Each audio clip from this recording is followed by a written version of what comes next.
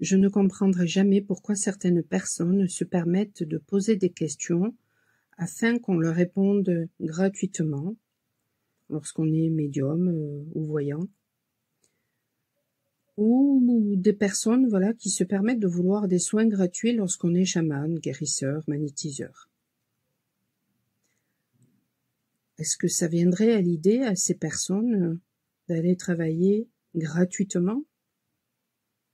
Est-ce qu'elles auraient idée d'entrer chez leur épicier et de demander qu'on leur offre les choses gratuitement, d'aller chez le médecin et de ne pas payer, d'aller chez le psy et de ne pas payer?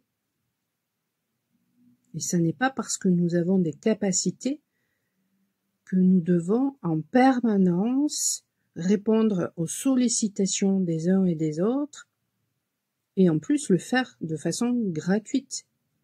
La plupart d'entre nous faisons énormément de gratuit, et nous le faisons parce que nous le voulons bien. Autrefois, lorsqu'on offrait nos capacités, il y avait du troc en échange. Ça se pratique encore aujourd'hui. Personnellement, je ne fonctionne pas comme cela, par choix et par conviction. J'ai fait de mes capacités mon métier, et aujourd'hui je vis de mon métier. Et lorsque je n'ai pas de travail, eh bien mon frigo il est vide, comme tout le monde. Et ce que je le fais par passion. Je ne reçois pas d'argent en échange de tout le gratuit que je peux faire. J'ai la considération de beaucoup de personnes, mais j'ai aussi beaucoup d'ingratitude. Il y a beaucoup de gens qui ne font que prendre et qui n'ont aucune considération, aucune reconnaissance du travail que je peux faire. Cela les expose à l'ingratitude de leur côté de toute façon, et ce n'est pas mon problème. Le manque de respect, l'ingratitude, la jalousie parfois que l'on peut m'envoyer, etc., en fait, expose ces personnes à recevoir ce qu'elles me projettent. Mais ça n'est pas mon problème. Certaines personnes veulent du gratuit par détresse, d'autres par profit. D'autres ne voient pas de mal à ça, donc par inconscience. Mais regardez en vous. Pourquoi finalement vous avez des émotions lorsque vous vous sentez en détresse? Pourquoi cela vous emporte? Et à ce moment-là, si vous avez besoin d'aide, faites appel à un professionnel, à moi, à une autre personne, mais engagez-vous vis-à-vis de vous-même en contribuant à votre guérison. Et pour cela, il faut s'investir et arrêter de demander aussi, de quémander ou de demander aussi pour les autres. Combien de fois je vois des femmes me demander finalement des choses, mais pour d'autres personnes. Vous ne pouvez sauver absolument personne. Toutes les connaissances que j'ai, c'est le fruit de mon travail quotidien, de mon travail intérieur. Et ce travail, il se fait quotidiennement, tous les jours, à chaque instant. C'est un investissement que je fais sur moi-même. Je ne suis pas rémunérée pour ça, mais je le fais pour moi. Et je le mets à contribution pour vous apporter mon aide. Et ça demande d'être reconnu. Il est normal que je mette mes compétences, quand je mets mes compétences au service des autres, qu'il y ait de la reconnaissance, qu'il y ait une rémunération. Si vous mettez vos compétences au service de votre entreprise, vous avez rémunération. Pourquoi ce serait différent pour moi? Pour nous, les voyants, les médiums, les chamans, les guérisseurs. Il y a beaucoup de personnes aussi qui rejettent l'argent et du coup qui ont une vision complètement biaisée par rapport à l'argent et croient que parce que on a des capacités, des dons, on devrait les offrir. Point. aurait-on idée de ne pas payer pour aller voir un match de rugby, une exposition de peinture, un concert, acheter un livre? Ben, on n'en est pas encore là, hein. Avant que ça se fasse, on ne vit pas d'amour et d'eau fraîche, malheureusement. Beaucoup pensent qu'en faisant ce métier, en fait, on le fait juste pour le profit. Sûr que, comme dans toute corporation, hein, il y a des charlatans, ça c'est clair.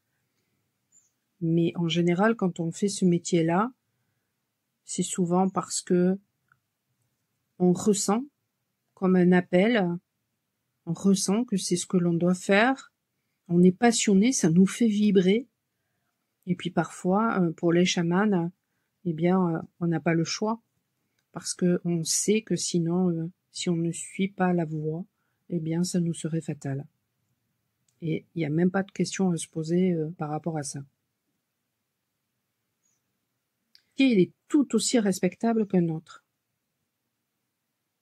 Un jour, j'ai une personne qui m'a dit « Vous avez réussi en une séance à voir ce que ma psy n'a pas vu pendant des années de thérapie. » Je dis pas ça pour me lancer des fleurs, mais c'est juste pour vous montrer que dans ce métier-là, il y a des personnes de grandes compétences.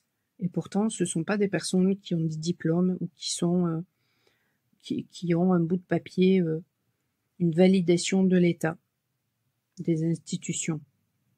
Et ça n'est pas parce que nous n'avons pas cette validation, justement, qu'on n'a pas de valeur ou qu'on n'a pas autant, si ce n'est plus, de compétences qu'un professionnel agréé par l'État. Il y a des charlatans, des incompétents, des personnes de valeur et des personnes de compétences ou d'incompétence dans toutes les corporations, qu'elles soient agréées ou pas par les institutions. Si vous saviez le nombre d'erreurs que les médecins ont fait sur moi, hallucinant. Mais il y en a d'autres qui ont fait de très bonnes choses et qui ont été extrêmement compétents. Nous sommes humains, nous avons le droit à l'erreur. Donc déjà ça, il faut en tenir compte. Et après, encore une fois, comme dans toute corporation, il y a des charlatans, il y a des incompétents, mais il y a aussi des personnes de valeur et très compétentes.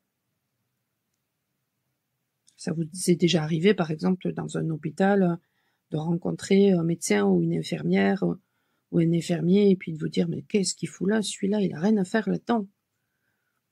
Bon, je parle de médecin, mais je veux dire dans n'importe quel autre métier. Vous allez voir une vendeuse et puis elle est super désagréable et vous vous dites « Mais qu'est-ce qu'elle fout là, en fait ?»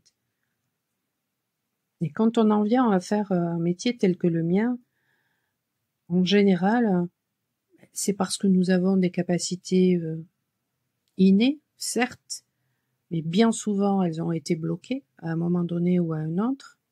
Et ensuite, tout ça se réveille, mais ça demande énormément de travail sur soi. Et c'est un travail qui se fait au quotidien. Et ça se fait pas au quotidien comme ça, par période. Non, ça se fait au quotidien pendant toute notre vie.